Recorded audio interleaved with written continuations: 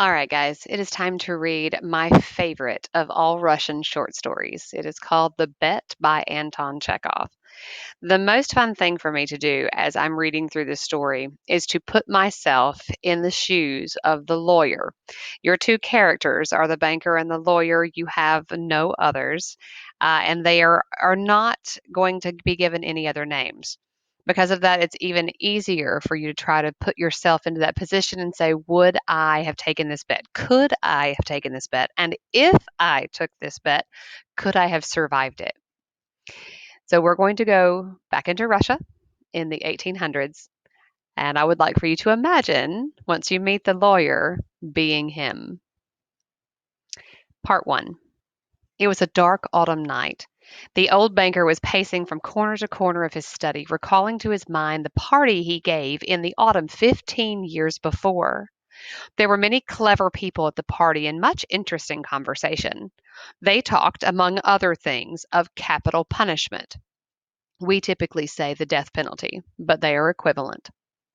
The guests, among them not a few scholars and journalists, for the most part disapproved of capital punishment. They found it obsolete as means of punishment, unfitted to a Christian state, and immoral. Some of them thought that capital punishment should be replaced universally by life imprisonment. I don't agree with you, said the host. This is going to be your banker. I myself have experienced neither capital punishment nor life imprisonment. But if one may judge a priori, then in my opinion, capital punishment is more moral and more humane than imprisonment. Execution kills instantly, life imprisonment kills by degrees. Who is the more humane executioner? One who kills you in a few seconds, or one who draws the life out of you incessantly for years? They're both equally immoral, remarked one of the guests, because their purpose is the same to take away life. The state is not God. It has no right to take away that which it cannot give back, if it should choose to do so. Among the company was a lawyer, a young man of about 25.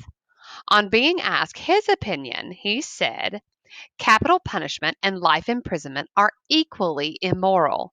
But if I were offered the choice between them, I would certainly choose the second. It's better to live somehow than not to live at all.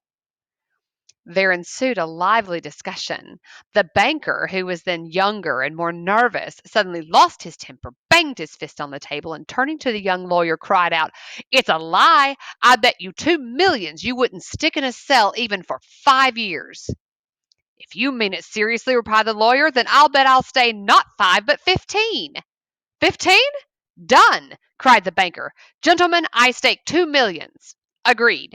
You stake 2 millions, I my freedom, said the lawyer. So this wild, ridiculous bet came to pass. The banker, who at that time had too many millions to count, spoiled and capricious, was beside himself with rapture. During supper, he said to the lawyer jokingly, come to your senses, young roan, before it's too late. 2 millions are nothing to me, but you stand to lose 3 or 4 of the best years of your life. I say 3 or 4 because you'll never stick it out any longer. Don't forget either, you unhappy man, that voluntary is much heavier than enforced imprisonment. The idea that you have the right to free yourself at any moment will poison the whole of your life in the cell.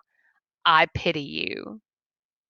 And now the banker, pacing from corner to corner, recalled all this and asked himself, why did I make this bet? What's the good? The lawyer loses 15 years of his life and I throw away 2 millions? Will it convince people that capital punishment is worse or better than imprisonment for life? No, no, all stuff and rubbish. On my part, it was the caprice of a well fed man. On the lawyer's, pure greed of gold. Okay, I'm going to press pause here. A couple things. One, that's a lot of money in the 1800s. I'm going ahead and telling you it's in the 1800s. You can skip down here and see the year 1885. That's a lot. So we're talking about significantly more money today. Couple things. Thing one, this conversation is happening at the banker's home, and the banker's throwing a huge party. if the banker is willing to just drop 2 million on some incredibly silly spur of the moment type of bet, you can probably guess that this banker is a pretty important guy and he's a pretty popular guy. So I'm guessing that parties at his house would have been very, very big, very, very frequent, and everybody would have wanted to go. So the lawyer actually says, I would rather be imprisoned because any kind of life is better than none at all. On the other hand, the banker's trying to prove, he said, no, if you capital punishment is going to kill you immediately, life in punishment or life imprisonment is going to kill you slowly over time. Now, I will go ahead and tell you straight up, I think that this lawyer, being 25 years old, is a really bad lawyer. Because if you're a lawyer, you should be able to think very, very quickly. And in this moment when the bet is happening, the banker bets him 5 years, 5 years for $2 million. The lawyer counters him and says, I can last for 15 for the same amount of money. No, I don't think I'd want this guy to represent me in court. You can also tell from this beginning statement. He says it was a dark autumn night. The old banker was remembering back to a party that he gave 15 years ago. The terms of this bet were 15 years. So even though we're seeing what happened the night the bet was made, it's being told from the vantage point 15 years later. This is a frame story.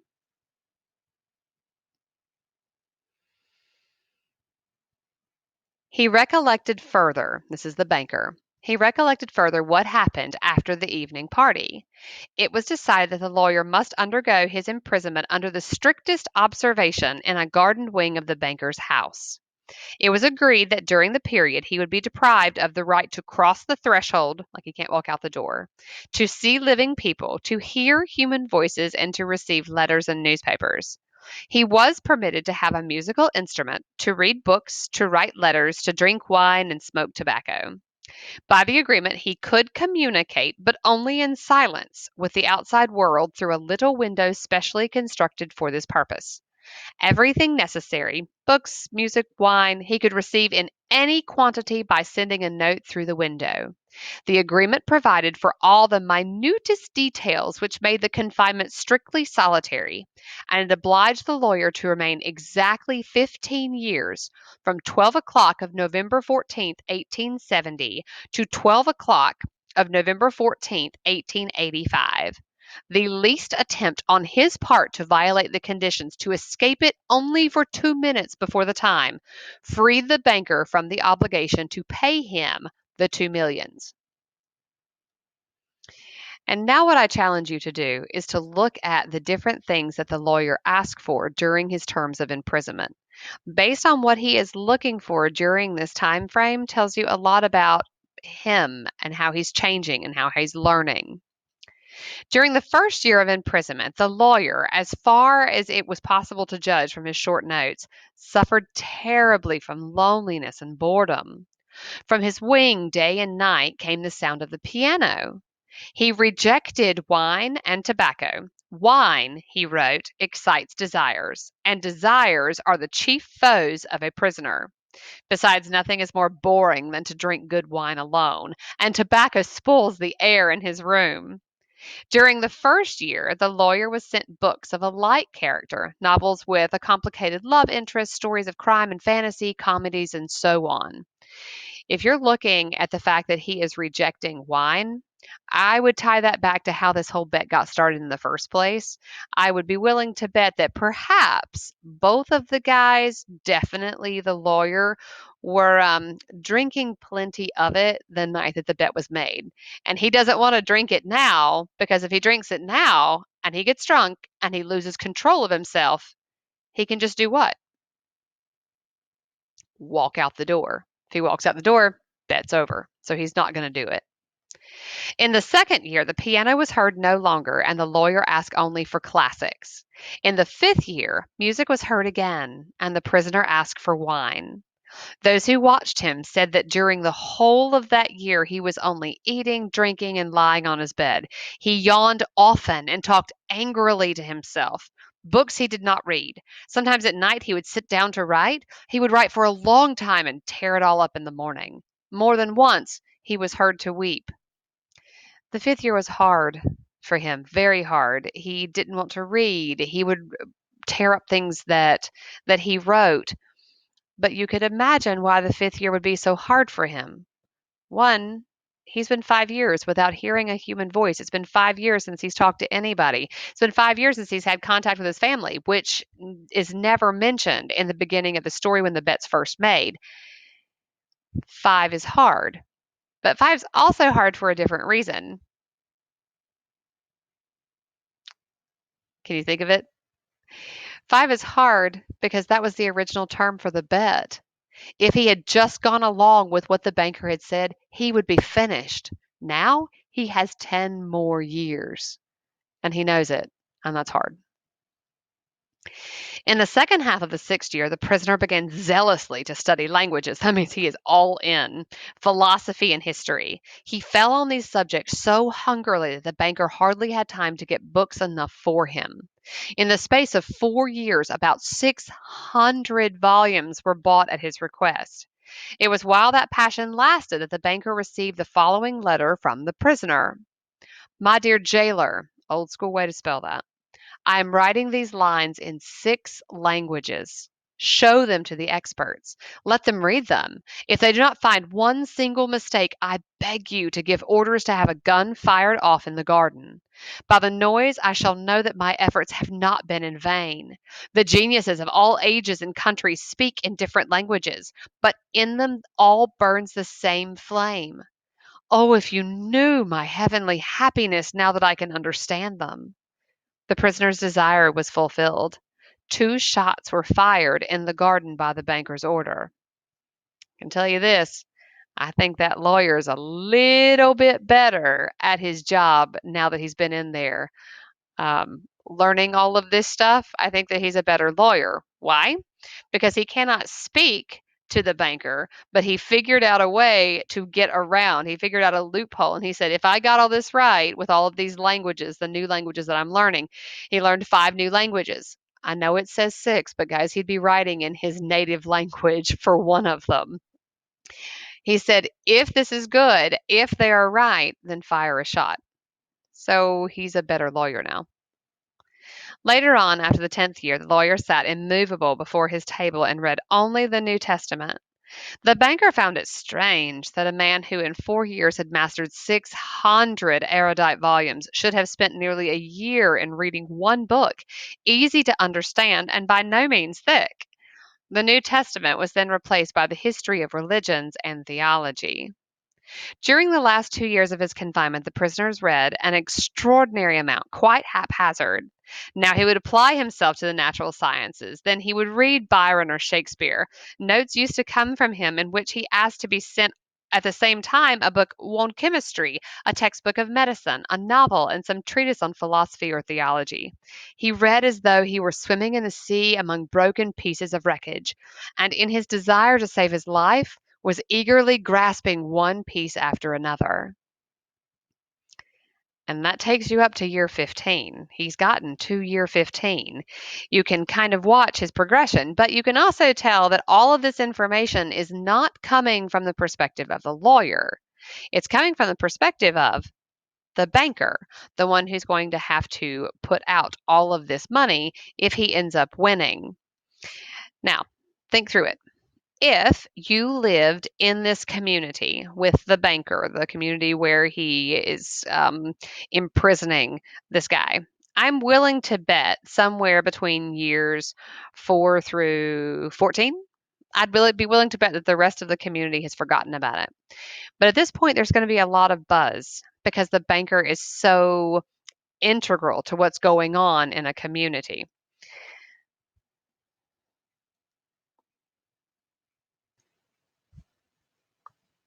Now we are in part 2 of the story. The banker recalled all this and thought, tomorrow at 12 o'clock he receives his freedom. Under the agreement, I shall have to pay him 2 millions. If I pay, it's all over with me. I'm ruined forever. 15 years before, he had too many millions to count. But now he was afraid to ask himself which he had more of, money or debts. Gambling on the stock exchange, risky speculation, and the recklessness of which he could not rid himself even in old age had gradually brought his business to decay, and the fearless, self confident, proud man of business had become an ordinary banker, trembling at every rise and fall in the market. "That cursed bet!" murmured the old man, clutching his head in despair. "Why didn't the man die? He's only 40 years old. He will take my last farthing, marry, enjoy life, gamble on the exchange, and I will look like an envious beggar and hear the same words from him every day. I'm obliged to you for the happiness of my life. Let me help you." No, it's too much. The only escape from bankruptcy and disgrace is that the man should die. Guys, at the beginning of a story, when you're looking at Russian literature, we're often looking at what the most important or the most powerful of the seven deadly sins is to each of your characters. And I would be willing to bet that right here you can see that for this poor banker who now does not know if he's going to lose all of his money, he's not worried that he's going to lose all his money. He is more worried that the lawyer will be kind to him and give him money. He is worried about his pride at this point. The clock had just struck 3. The banker was listening. In the house, everyone was asleep, and one could hear only the frozen trees whining outside the windows. Trying to make no sound, he took out of his safe the key of the door which had not been opened for 15 years, put on his overcoat, and went out of the house. The garden was dark and cold. It was raining. A damp, penetrating wind howled in the garden and gave the trees no rest. Though he strained his eyes, the banker could see neither the ground, nor the white statues, nor the garden wing, nor the trees. Approaching the garden wing, he called the watchman twice. There was no answer. Evidently the watchman had taken shelter from the bad weather and was now asleep in the kitchen or the greenhouse. "If I have the courage to fulfill my intention," thought the old man, "the suspicion will fall on the watchman first of all." He's looking for a witness. He's making sure he can get away with this. In the darkness, he groped for the steps and the door and entered the hall of the garden wing, then poked his way into a narrow passage and struck a match. Not a soul was there. Someone's bed, with no bedclothes on it, stood there, and an iron stove loomed dark in the corner. The seals on the door that led into the prisoner's room were unbroken. When the match went out, the old man, trembling from agitation, peeped into the little window. In the prisoner's room, a candle was burning dimly. The prisoner himself sat by the table. Only his back, the hair on his head, and his hands were visible. Open books were strewn about on the table, the 2 chairs, and on the carpet near the table. 5 minutes passed, and the prisoner never once stirred. 15 years' confinement had taught him to sit motionless. The banker tapped on the window with his finger, but the prisoner made no movement in reply. Then the banker cautiously tore the seals from the door and put the key into the lock. The rusty lock gave a hoarse groan, and the door creaked. The banker expected instantly to hear a cry of surprise and the sound of steps. 3 minutes passed, and it was as quiet inside as it had been before. He had made up his mind to enter. Before the table sat a man, unlike an ordinary human being. It was a skeleton, with tight drawn skin, with long curly hair like a woman's, and a shaggy beard. The color of his face was yellow, of an earthy shade. The cheeks were sunken, the back long and narrow, and the hand upon which he leaned his hairy head was so lean and skinny that it was painful to look upon. His hair was already silvering with gray, and no one who glanced at the senile emaciation of the face would have believed that he was only 40 years old. On the table, before his bent head, lay a sheet of paper on which something was written in a tiny hand. "Poor devil!" thought the banker. "He's asleep and probably dreaming of those millions. I have only to take and throw this half-dead thing on the bed, smother him a moment with the pillow, and the most careful examination will find no trace of unnatural death. But first, let us read what he has written here." The banker took the sheet from the table and read: "Tomorrow at 12 o'clock midnight I shall obtain my freedom and the right to mix with people. But before I leave this room and see the sun, I think it necessary to say a few words to you. On my own clear conscience, and before God who sees me, I declare to you that I despise freedom, life, health, and all that your books call the blessings of the world. For 15 years I have diligently studied earthly life. True, I saw neither the earth nor the people, but in your books I drank fragrant wine, sang songs, hunted deer and wild boar in the forest, loved women, and beautiful women like clouds ethereal created by the magic of your poet's genius, visited me by night and whispered to me wonderful tales which made my head drunken. In your books I climbed the summits of Elbrus and Mont Blanc, and saw from there how the sun rose in the morning, and in the evening suffused the sky, the ocean, and mountain ridges with a purple gold. I saw from there how above me lightnings glimmered, cleaving the clouds. I saw green forests, fields, rivers, lakes, cities. I heard sirens singing and the playing of the pipes of Pan. I touched the wings of beautiful devils who came flying to me to speak of God. In your books I have cast myself into bottomless abysses, worked miracles, burnt cities to the ground, preached new religions, conquered whole countries. Your books gave me wisdom. All that unwearying human thought created in the centuries gets compressed into a tiny lump in my skull. I know that I'm cleverer than you all, and I despise your books. Despise all worldly blessings and wisdom. Everything is void, frail, visionary, and delusive as a mirage. Though you be proud and wise and beautiful, yet will death wipe you from the face of the earth like the mice underground, and your posterity, your history, and the immortality of your men of genius will be as frozen slag burnt down together with the terrestrial globe. You are mad and gone the wrong way. You take falsehood for truth and ugliness for beauty. You would marvel if suddenly apple and orange trees should bear frogs and lizards instead of fruit, and if roses should begin to breathe the odor of a sweating horse. So do I marvel at you, who have bartered heaven for earth.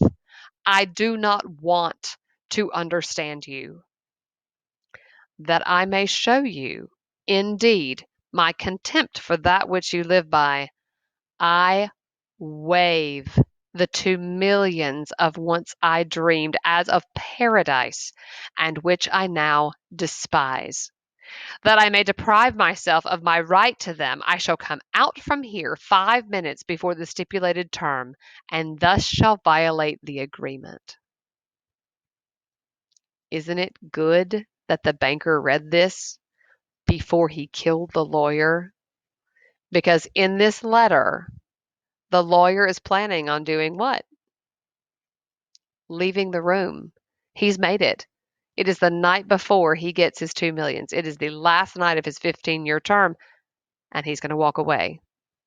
Because if he takes the money, after all that he's been through and all that he's seen and all that he's learned and all the ways that he's changed, if he takes it, he becomes a hypocrite. Here's the banker's reaction. When he had read, the banker put the sheet on the table, kissed the head of the strange man, and began to weep. He went out of the wing. Never at any other time, not even after his terrible losses on the exchange, had he ever felt such contempt for himself as now. Coming home, he lay down on his bed, but agitation and tears kept him a long time from sleeping. The next morning the poor watchman came running to him and told him that they had seen the man who lived in the wing climb through the window into the garden. He had gone to the gate and disappeared. The banker instantly went with his servants to the wing and established the escape of his prisoner. To avoid unnecessary rumors, he took the paper with the renunciation from the table, and on his return locked it in his safe. The end. There are lots of questions that you're going to answer on this story, and I wish that we could all be in class together to talk about them. I have all kinds of questions. One of them would be, did the lawyer change? Think that you would agree that the lawyer changed in every way that he could change. I mean, physically, he now looks much older than his 40 years. He looks close to death, honestly, because he's likely malnourished and he hasn't seen the sun in 15 years. He's changed physically, but the bigger change for the lawyer has been to who he is as a man. Obviously, he is incredibly intelligent, but all the priorities that he used to have on material goods no longer matter to him. He has changed that much. If I ask you, has the banker changed? Be careful about that because the banker, yes, he now has less money, but him having less money does not change who he is at his core. The banker was willing to murder the lawyer to prevent him from having to lose all of his money. I would argue straightforwardly that the banker has not changed at all. In fact, maybe he's only intensified with any of his negative traits. Could you have done it? Could you have made it? More so, could you have been as strong as the lawyer to have walked out and not taken it? I think the bigger question here at the end is what's the lawyer going to do now? Where is he going to go? Who is he going to see? How is he going to live? All questions that we will be talking about through various activities. I hope that you enjoyed the bet.